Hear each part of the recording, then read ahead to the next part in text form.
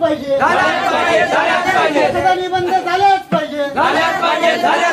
कोण म्हणतो करणार नाही कोण म्हणतो करणार नाही जिंदाबाद जिंदाबाद जिंदाबाद जिंदाबाद जिंदाबाद जिंदाबाद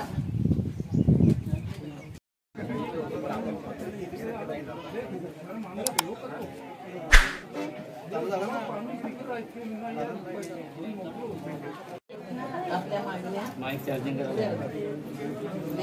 परत सांगितलं त्यांना सर्दी आलेली